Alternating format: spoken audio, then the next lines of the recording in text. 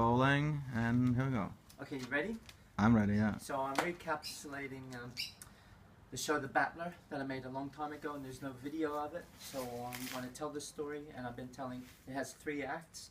The first one's the vaudevillian, second one is the writer, and the third one's the businessman. And what the show is about is the inner life of a clown. So to be a clown, you have to be an entertainer, perhaps, you know, I'm talking about classic kind of stuff. And you're a writer because you create the material yourself, whether it's text or not, you're still the creator. And then you're the businessman too, because you try to promote your own work and all that. Okay, so I was at a table, and I've got the kaftan dress on, rainbow colors, glasses, black glasses, no glass, and I've got Turkish shoes, slippers, and they're red and green as well, and green tights on underneath. And I've been trying to come up with something, and I've done the first sentence. It took me a long time to set this all up, and I'm writing in the beginning. In the beginning there was a word, and the word was, and I don't know how to continue, so I look at my hand and go, and the word was hand, and I write down hand. And then I start to draw my hand. I don't think I did that. I actually drew my hand like that. Hand. In the beginning there was the word, and the word was hand. And I look, thumb. Thumb. Hand thumb. Oh, thank you. And that's where I was. And then I went and I created this stairway to heaven. Right? I get up to the top, and there's this wind, and there's the sea below. And then finally, I think this is where we left off, is he starts to fall, and I had drawn that as well. I had drawn each part of this thing, the wind on the paper, and the sea, and then he's up at the top, and he goes,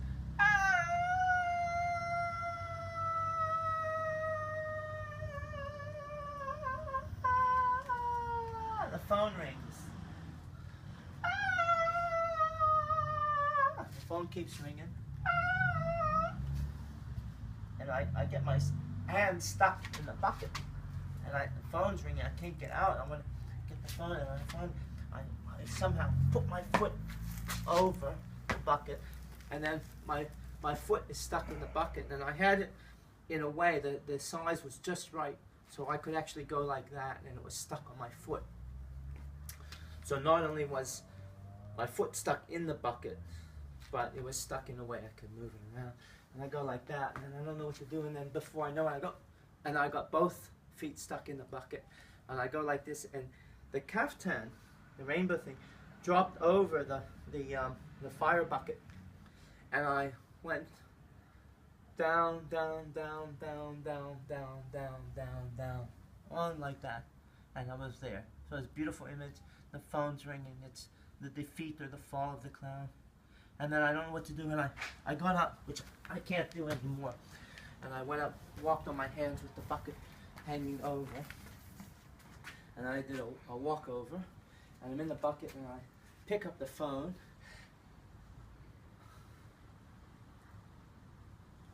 Just the wrong time, and they had hung up. I go like that, and go down again, and I don't know what to do, and then finally I hold on, and I get out of the bucket, and I take the bucket over, put it down by the side of the desk, and I get back to where I was. Where was I?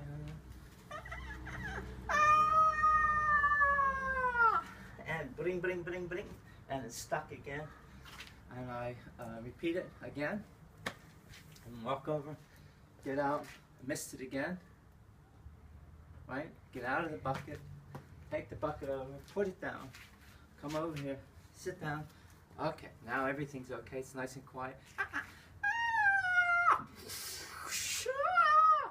And I almost get stuck, but the phone rings, and I go away like that, and I go like this, and I kick the bucket, which means, like in English, you're gonna die.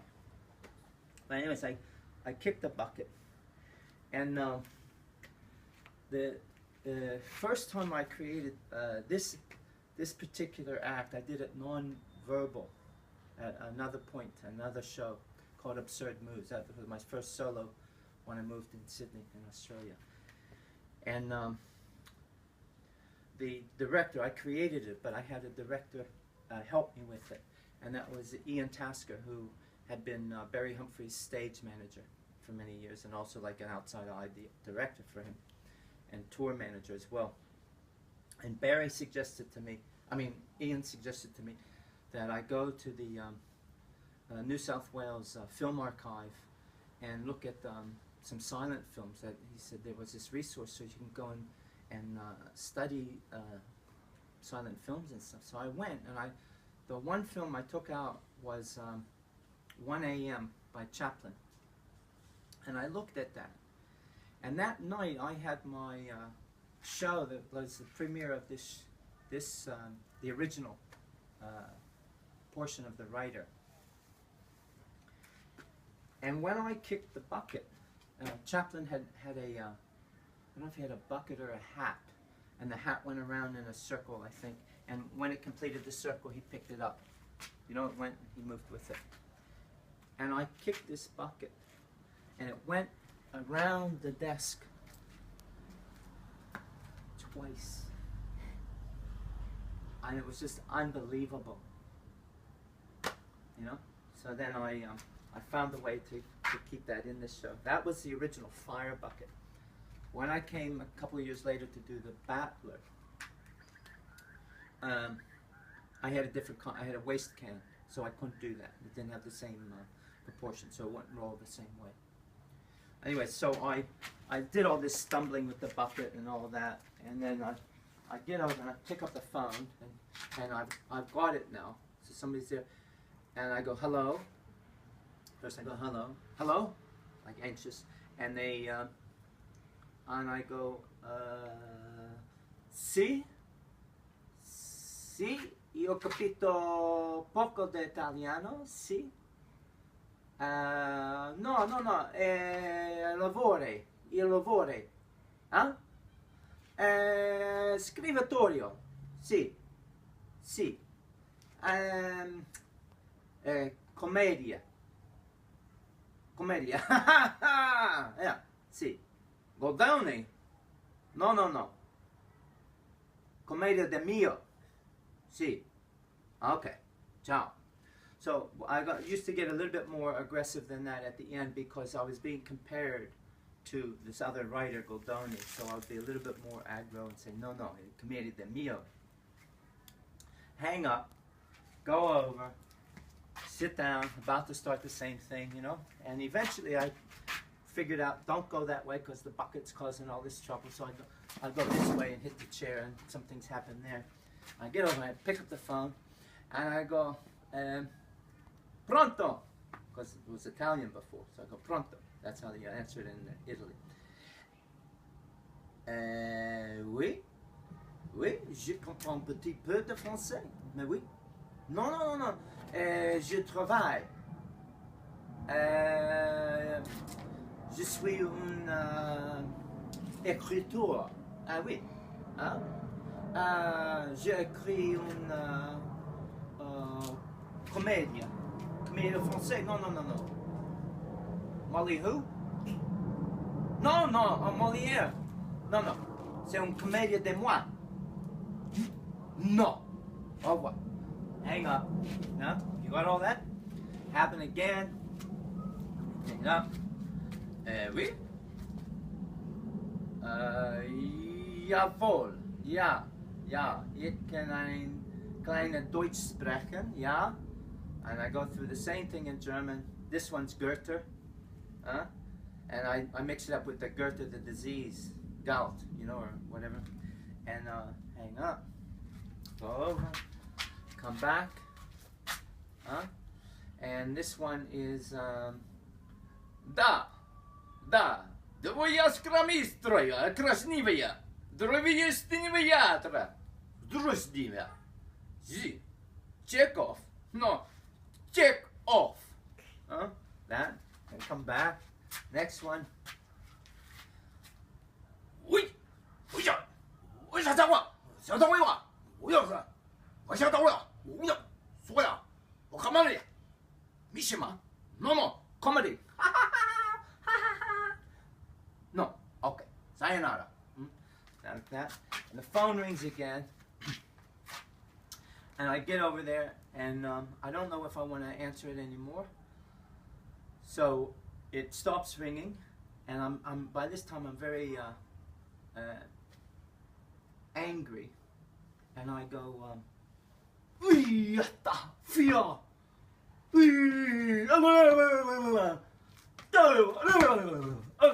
know, a little bit of a haka. I've just been living in New Zealand, and I get really angry there. I come over, find it, I sit down, and I go, ja, vad tänker den på telefon? Jag kan inte arbeta ett blick här. Oh la la, perdóname, es necesario por la cabeza dormida un poquito. So I went like that. A little bit of Swedish, a little bit of Spanish. And then I start to go back to the same thing, and the phone rings. I go, okay. I go very aggressive, like, and I'll answer it when I'm bloody ready. Don't say anything, but I'm just going to pick the phone up. Hello? Oh, Mr. Penguin. Oh, yes, no, I was just finishing. Yes, I finished the first chapter. Huh? Yes, well, it's about a clown. No, not a funny clown. A kind of a tragic clown. Yeah. And well, what happens is the clown is trying to lead the animals, all the animals, back to the circus where they belong. And prophet, yeah, he's like a prophet, you know, and he brings everything back into harmony again. Oh, that kind of prophet. No, but hello? Hello?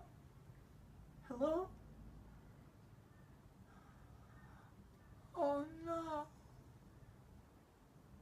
Vivaldi music comes on. And the clown just goes over, very sad. He's lost his contract. It's obvious by this point for the audience. Doesn't know what to do. Comes over, music's playing, sits down, gets up, doesn't know what to do, and music, and he's very upset, and he just takes the paper and pen and puts them into the trash can, wipes them off the table, and he takes off the kaftan, takes off the dress, the glasses, and starts to dance to the music, you know, my own improvised little dance. And underneath I had this whole other costume. So I had the green tights, as I mentioned. I had rainbow socks, actually. I had the Turkish shoes, Turkish slippers, green and red colors. Half was green, half was red, each. And I had on these little shorts, like gesture pants, but they were also rainbow stripes. And I had on a waistcoat, a vest. And here, underneath, was a cotton jersey that someone in California, in Berkeley, had spray painted a clown for me. So what you saw is the clown poking out. You could see the clown's face. And it was a very beautiful clown, like from the 1800s, that kind of image. And so then on top of it, you had me. Now all these things, I think I'd mentioned that before, but all these bits and pieces have been given to me over years by different people who liked my clowning or found something they thought would be nice for me to do something with at one time. And what I had done is I saved these things, and at one point they made this this crazy jester outfit, including the kaftan that was given to me. Jonathan Acorn, the clown in New Zealand, had given me the slippers. He was a fantastic clown born in England. Anyway, so I do my little dance, and then I don't know what else to do, and I come over to the suitcase, and on the first thing is I got a little traveler's It was a traveling player's makeup kit, and it was an antique that I had found in New Zealand. And it was a black leather case and had a little brass clip. I opened it up. There was a little mirror there, and actually I sat on the desk. That's right, I sat on the desk, and then I took a little makeup thing, red, and I just took it like that, and I put a little red nose on, a little bit like that, a little bit like that, and there, right? That was enough. Look at the makeup, and then I just sat there, and you could see now I had become the clown. Instead of being a writer, it was a writer who became a clown, who gave up writing and became back to himself, right? And then I had a little hat, little red cap, put that on, and then I closed the box up, the little suitcase that was black, and I put it in the other big black suitcase, and then I go, and I reach in, and there was a green velvet bag, and this my former partner Lenka had made for me for my clowning, and I had this for many years. I used it in my clown shows, and I could put different things in it. So I put the bag there, this green velvet bag. Then I opened it up, had a string thing, open it up, and I reach in, and there was a little green bag, right? And in that, and I put that down, and I open that up, and I go like this, big circle, and I take the circle like that, small, small, and I go like this, and I reach in, and there's a orange juggling ball, and I take it like that, and I start to play, and I start to do one ball juggling, you know, just tossing it up, different, catch it different ways, playing with it. Come over, and I go in there as a second ball, so I start to do a little juggling with two balls, really simple stuff. Come over, there's a third ball, just give it.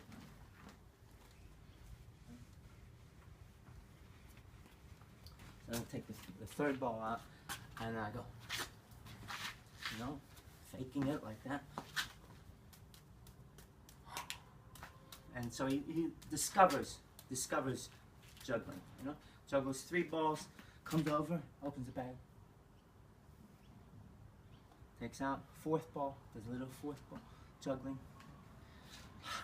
takes a little bow, comes over, there's another one, has the five balls and takes the green bag out, and you can see there's no more, so no expectations now. Come over, and I do what's called a flash. So I juggle five balls just a little bit like that, catch it, get a big applause, put those away, put the, I don't know if I had this in the green bag or in the suitcase. I put those back, and then I pull out a white plastic juggling club, right? And I take it out, and I come over, I'm very proud of myself, five ball, you know, juggle five ball. Come over here.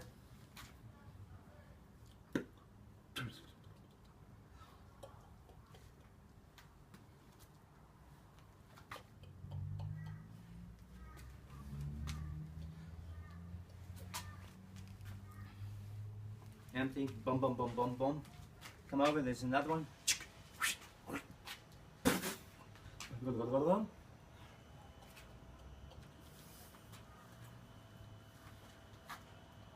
Done.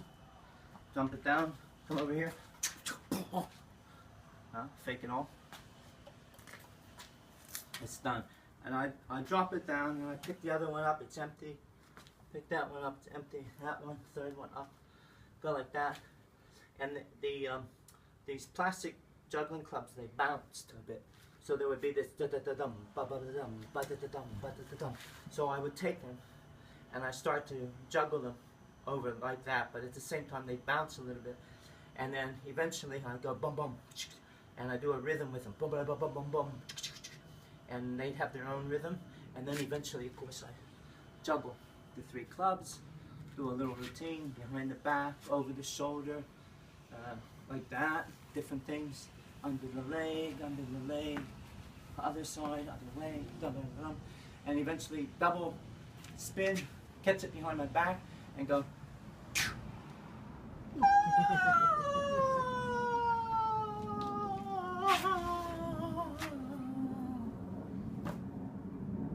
That was the end of Act 2. Okay?